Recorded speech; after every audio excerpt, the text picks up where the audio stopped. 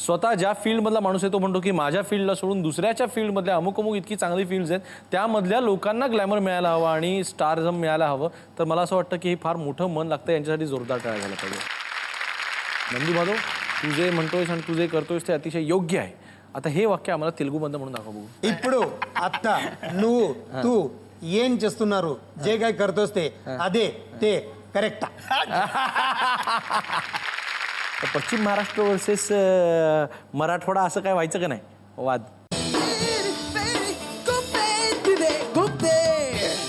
Fair and lovely खुपते तिथे गुप्तेच्या आजच्या भागामध्ये आपल्या सर्वांना भेटायला येणार आहेत दक्षिणेमध्ये जाऊन आपल्या अभिनयाचा झेंडा फडकवणारे सयाजी शिंदे आणि त्याचबरोबर हरिश्चंद्राची फॅक्टरी ह्या ऐतिहासिक चित्रपटामध्ये माननीय श्री दादासाहेब फाळकेंची अविस्मरणीय भूमिका करणारे नंदू माधवजी.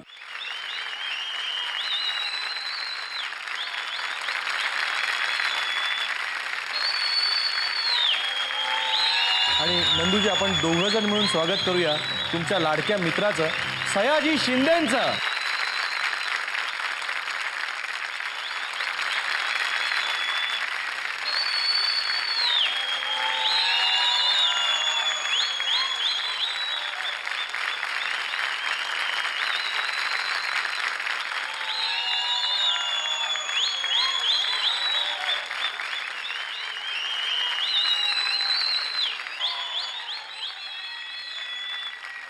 सयाजीजी, तुमच्या हे नावात सयाजी पहिल्यापासून लागलेलं होतं का? म्हणजे वडिलांना असं माहिती होतं की मोठेपणे मुलगा एवढा मोठा होणार की त्याच्या नावाला जी लावायलाच लागणार आहे? नाही, माझं रेकॉर्डला नाव आहे सयाजीराव मुकुटराव शिंदे. तर राव हा तिकडे रिस्पेक्टचा भाग आहे आणि इकडं हिंदी इंडस्ट्रीमध्ये जीचा रिस्पेक्ट आहे. हां, म्हणजे नावामध्ये सयाजी खरोखर आहे. हो. तुम्ही मात्र नंदू माधव नाव हे वडिलांचं, माधव हे नाव वडिलांचं लावता मला वाटतं. माझं पूर्ण नाव खरं नंदू माधव पार्वती असायला होतं. अच्छा, पार्वती हे माझ्या आईचं नाव. बरं. आई वडिलांचं नाव मुलाच्या नावापुढे असावं असं माझं एक लहानपणापासूनचं, म्हणजे ज्यावेळेस समज आली हां त्यानंतरचा माझा अट्टास होता. हां पण माझं वडिलांचं आलं, मी नंतर मग पुढे मला वाटलं की अरे आईचं पण लावायला पाहिजे होतं, ते राहिलं. हां हां तर आडनावाचा लोकांना खूप प्रश्न पडतो माझ्या. हां, मग खरं आडनाव काय आहे तुमचं? माझी 3 आडनाव आहेत. अरे, परत आडनाव 3 आहेत. बरं.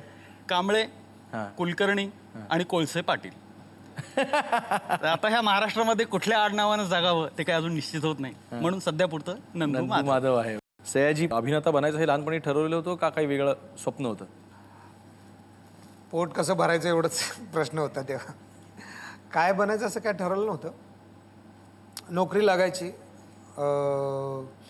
आमची जमीन धरणात गेली होती, त्याच्या अंगेच आम्हाला जमीन मिळालेली नव्हती आणि आमचे वडील दुसऱ्यांची पण शेती करत होते. कुळकायद्यानं जमीन पण मिळाली होती, पण ती आमच्या वडिलांनी घेतली नव्हती. अच्छा. त्यामुळे आमची जमीन थोडी होती, त्यातली पण धरणात गेली होती. त्यामुळे आता शिकून नोकरी लागणं एवढाच एक पर्याय शिल्लक होता. त्याच्या शोधात होतो.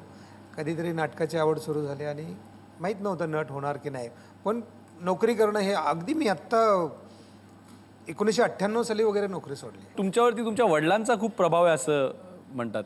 माझ्या वडिलांचा माझ्यावर खरंच खूप प्रभाव आहे. म्हणजे बघ, जेव्हा भूकंप झाला 69 सालचा कोयनेचा, तेव्हा घरं पडली होती. आमचं घर पण पडलं होतं आणि गावाला पत्रे मिळत होते. ज्यांना ज्यांना घरं पडली त्यांना पत्रे मिळत होते. आणि मला आठवतं, मी वडिलांचा हात धरून गेलो होतो देवळाच्या तिथं आणि सांगितलं की तुम्हाला पत्रे मिळतात, तुम्ही घेता का? आमचे वडील म्हटले की भूकंप काय गव्हर्नमेंटनं केलाय का? माझं घर मी बांधलंय, माझं घर मी परत बांधेन, मला काय नको बाबा गव्हर्नमेंटचं. आणि ती गोष्ट माझ्या मनावर एवढी आहे की मला 10% घर जेव्हा घर घ्यायला गेलो मी, तेव्हा सांगितलं की तुम्ही काय करता म्हणून. म्हटलं मग ज्या सांस्कृतिक क्षेत्रात आपल्या मंत्रिमंडळ याच्या मंडळाला माहिती नाही की मी काय करतो, तर मी 10%च्या घराच्या कशाला मागे लागू. आणि मला असं वाटलं त्यावेळेला ज्या वेळेला माझ्या बरोबरच्या लोकांनी ज्यांनी घेतली 10%ची घरं, मला वाटलं की त्यावेळेला मला वाटायचं की म्हातारी मेल्याचं दुःख नाही, काळ सुखावतं. कारण आहे ना, त्या गव्हर्नमेंट म्हणजे सरकार दरबारी फेरे मारा, लाचारासारखं वागा, नसलेल्या गोष्टी परत भरून द्या, त्यासाठी परत ते लेटर द्या, परत पचवा, ह्या गोष्टींना कलाकाराचा कणाच मोडतोय. त्यापेक्षा ते घर न घेतलेलंच बरं. एक वेळ येईल म्हटलं आपलं घर आपण घेऊ. आणि झालं तसं की माझं घर मी घेतलं तसा तो माझ्या वडिलांचा माझ्यावर खूप परिणाम होतो, कारण ते काय म्हणायचे, वाईट माणसाच्या सावलीला पण जायचं नाही. तसं माझ्या आईचं पण आहे. आईनं मला शिक्षणासाठी बाहेर पाठवलं आणि 7वीमध्ये डिसिजन घेतला तिनं की मावशीकडे मला शिक्षणाला पाठवायचं. हा माझ्या आयुष्यातला तिनं घेतलेला फार मोठा निर्णय होता की ज्याच्यामुळं माझं आयुष्य चेंज झालं. मी शिकलो त्यामुळं आणि पुढं आलो. पण आईचा किस्सा मी अतिशय म्हणजे नंदूनं मी फार वेळा नंदू पण आईचे किस्से सांगेल. सुब्रमण्यम भारतीसाठी राजकुमार संतोषींनी मला चेन्नईला सिनेमा बघायला बोलवलं होतं. करेक्ट. तर मी आईला घेऊन गेलो विमानातनं. तर आई म्हणते विमानामध्ये त्या एअर होस्टेसला म्हणते, ए भैया इकडे ये. तर तिला काय कळेच ना, ए भैया इकडे की. तर सगळी माणसं पेपर वाचतायत अशी हे, तर अशी इकडे तिकडे बघायला लागली. मी काय घाबरलोय, म्हटलं आपण पण तिकीट काढले आणि बयाला बया म्हणते, अजून काय चुकीचं आहे. तर मग ते बाईला कळलं आणि ती आली. तर काय झालं, दोघांना 2 प्लेट दिल्या त्या जेवायला ना. तर आईचं म्हणणं होतं की ही बया वायाला जाईल, कोणाच्या तरी मुखात घाल, आम्ही दोघं ह्याच्यात खाऊ. So sweet. तर तो तिथून दिला. ही गोष्ट घेण्यासारखी होती. तसं मला अजून एक अतिशय आईची गोष्ट आवडलेली आहे की आम्हाला एक 5 स्टार हॉटेलमध्ये दिलं होतं आणि तिथं पाण्याचा टब होता. आणि आईला म्हटलं तो आंघोळ करून ये, मग नंतर मी आंघोळ करतो. तर ती म्हटली, अरे इथं बादली नाही. तर म्हटलं त्यात पाणी सोडायचं आणि त्या टबात भरायचं पाणी आणि त्यात आंघोळ करायची. मी काय म्हस आहे ढवात बसायला. तर आणि एवढं 6 बादल्या कशाला, एका बादलीत आंघोळ होती तर एवढा ढव कशाला व्हायला लागला ते पाण्याचं. तर म्हटलं यार ही गंमत नाही आहे, ही फार सिरियस गोष्ट आहे की ती एवढं पाणी कशाला वायाला घालवायचं.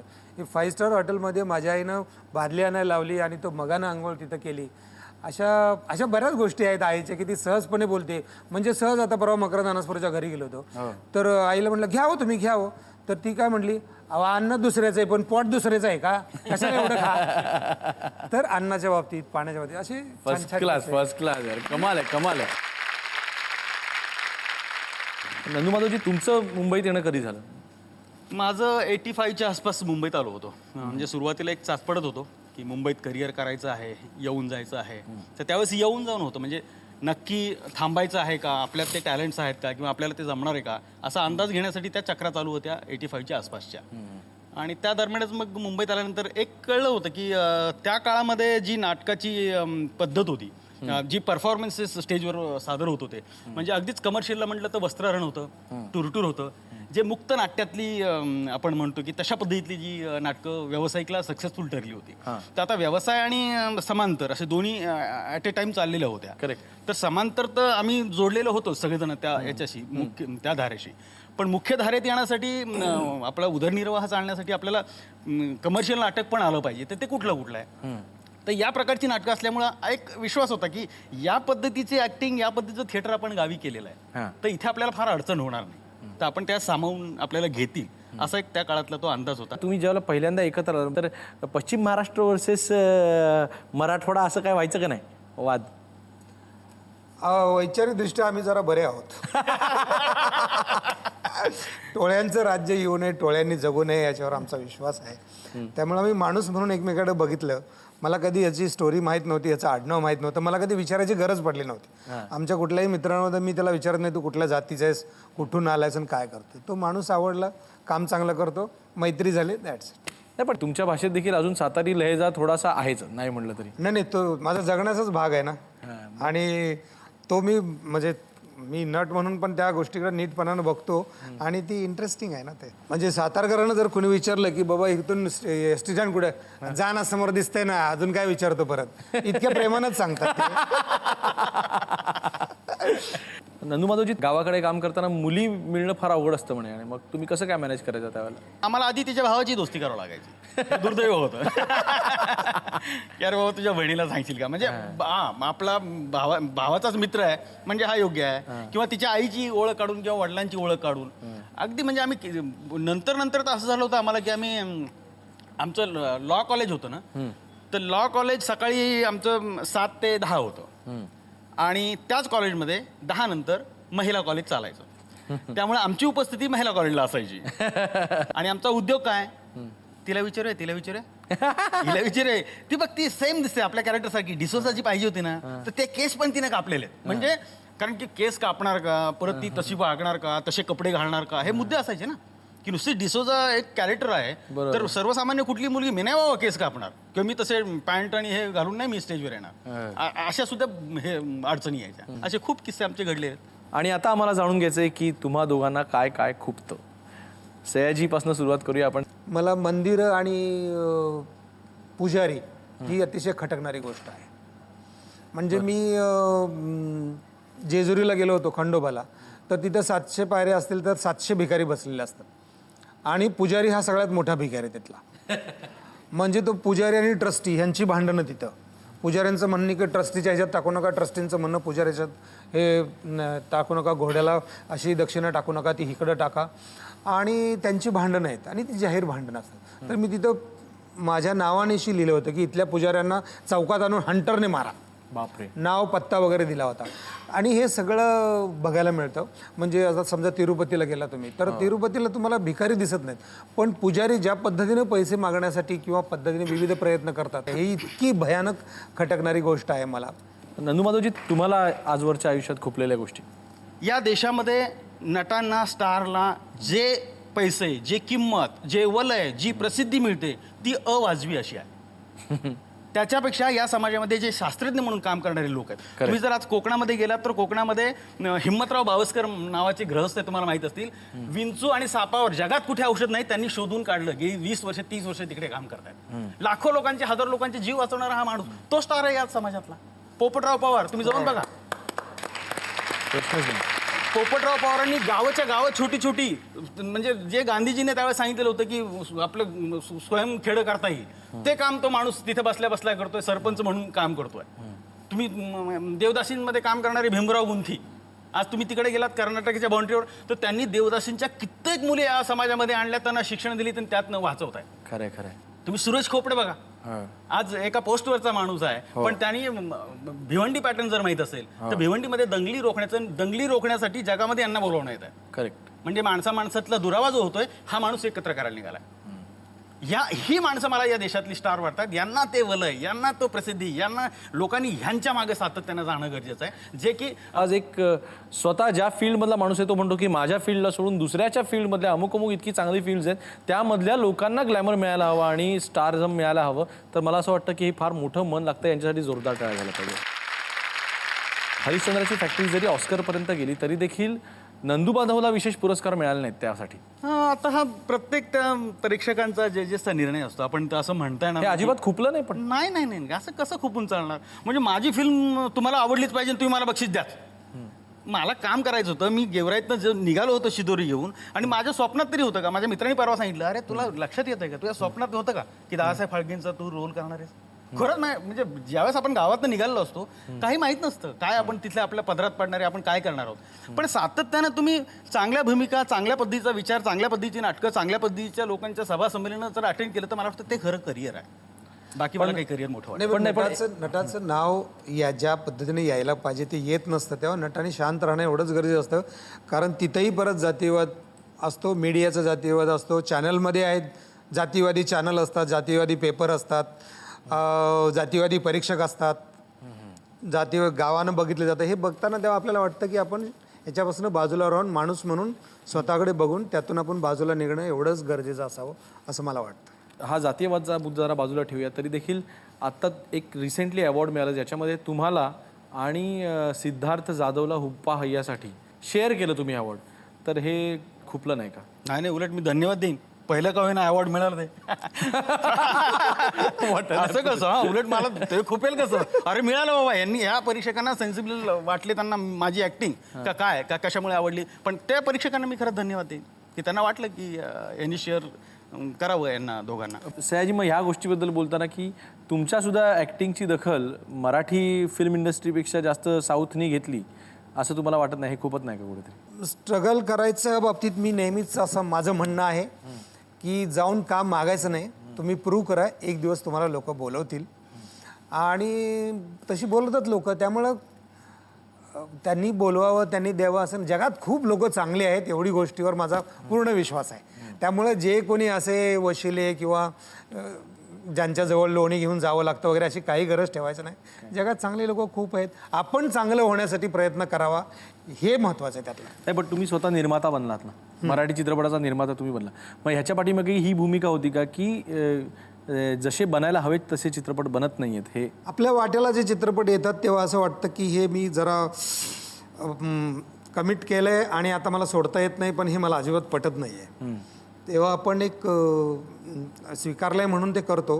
पण मग आपल्याला पण आता काय गोष्टी करू इच्छितोय, काही मनात आहेत गोष्टी, तर त्या करूया. म्हणजे मी एक तेलुगू चित्रपट इकडं तिकडं बघितला आणि मला वाटलं हे मला माझ्या सगळ्या जवळच्या लोकांना, मित्रांना, महाराष्ट्रात पण मला हा विषय दाखवायचा म्हणून एक चित्रपट केला पहिलाच. पण त्याच्यात मला खूप लॉस झाला. करेक्ट. एकदम 50-55 लाख रुपये माझे अचानक गेले त्याच्यात.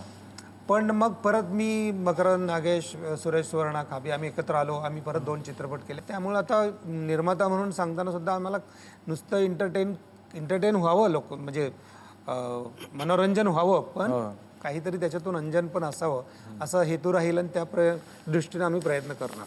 नंदू माधवजी, तुम्ही देखील सिरियल्स नाही केल्या कधी? नाही, माझं वैयक्तिक मत अगदीच ठाम आहे की TV हे क्रिएटिव्हिटीचं माध्यम नाही आहे. ते माध्यम आहे, ते शिक्षणाचं आहे, माहितीचं आहे आणि खेळाचं आहे. तो सिरियलला तुम्ही तिकीट लावा बरं, घरामध्ये 20 रुपयाचं किंवा 10 रुपयाचं तिकीट लावा, 12 माणसं आमची बघणार आहेत. पटापट चॅनल बंद होती. कोणी तिकीट काढून बसणार नाही. तिकीट काढावं लागतं म्हणून नाटक आणि सिनेमांना कमी गर्दी आहे. पण तो फुकटचं घरात बसल्या बसल्या ते फक्त ऑन ऑफ करायचं माध्यम आहे. तर कारण क्रिएटिव्हिटीला पैसा आणि वेळ याचं बंधन असता कामा नये. नंदू माधवजी, सयाजी बद्दल काय खूप सांगा? एक का किती? मला त्याच्यातलं आता खुपणार तो बुलेट तो सगळीकडे जातो हेच खुपतंय. अरे हो ना, कुठे कशाला जातो ते? बस झालं ना, आता तू आहेस ना, थांब इथे. हे खुपणं नाहीये खरं तर. सयाजी, आज पितांबर काळेंसारखे काही दिग्दर्शक आहेत जे खूप चित्रपट हिट दिलेत तरी देखील ते त्यांची गणती, त्यांना तेवढी प्रसिद्धी मिळत नाही, मीडिया त्यांची दखल घेत नाही फारशी. हे कुठेतरी खुपतं का? आता कसं की पितांबर काळेंनी अमोल पालेकरपेक्षा जास्त हिट चित्रपट दिले असतील मराठीला. करेक्ट. किंवा जब्बार पटेल, अमोल पालेकरांनी जेवढं चित्रपट सृष्टीला नसेल सांभाळलं त्यापेक्षा पितांबर काळेंनी जास्त सांभाळलं असेल. जास्त चित्रपटाची अवस्था बघून स्वतःला अतिशय डाऊन टू अर्थ, अगदी माती जमिनीवर ठेवून त्या निर्मात्यांना सगळ्यांना सांभाळून चित्रपट करण्याचा प्रयत्न केला असेल. पण त्यांनी मीडियासमोर त्यांनी जगात कुठे आम्ही कसं ग्रेट आहोत हे दाखवलं नाही. त्यापैकी पितांबर काळे हे आहेच. आणि काही चांगले दिग्दर्शक ह्यातून गेलेत, काही त्यांना तसं नाव मिळालं नाही. पण दोष कुणाला द्यायचा? सगळ्यांचं सगळं बरोबर असतं असं एक ठरवलं तर म्हणजे प्रकाश बुद्धिसागर माझ्या मते नाटकातला उत्कृष्ट दिग्दर्शक. म्हणजे त्यांनी जर स्वतःला त्या अँगलनं जरा बघता आला असता, तोही विजय मेहता एवढाच मोठा झाला असता. त्यांनी एवढी चांगली नाटकं दिलेली असतील. पण त्याचा त्या स्वभावात नाही ते तसं. आणि माहीत नाही ते कसं मॅनेज करायचं असतं किंवा काय नसतं. पुढच्या सेगमेंटमध्ये जायच्या आधी नंदू माधव, तू जे म्हणतोयस आणि तू जे करतोयस ते अतिशय योग्य आहे. आता हे वाक्य आम्हाला तेलुगूमध्ये म्हणून दाखव बघू. నువ్వు ఇప్పుడు ఏం చేస్తారు అది అదే కరెక్టా? हे चुकले. तेलुगू भाषी कोणी बघत असतील आम्हाला पत्र लिहून कळवा, खरंय का खोटं? ఇప్పుడు అత్త నువ్వు तू ఏం చేస్తున్నారు, जे काय करतोस ते అదే ते करेक्टा. हे लोक वेडे आहेत रजनीकांतसाठी की त्यांचे फॅन इतकं फॉलोविंग मोठं आहे ना. तर मी म्हटलं खूप मला आवडलं, एक मराठी माणूस इकडे आला आहे आणि एवढं नाव आहे, लोक तुमच्यासाठी मरतात, एवढी नावं लिहितात वगैरे वगैरे. तर रजनीकांत म्हटला की सयाजी हे करायला मला 20 वर्ष घालवावी लागली, पण तू एकच सिनेमा केलास आणि तामिळ लोकांच्या ब्लडमध्ये तू आहेस आता.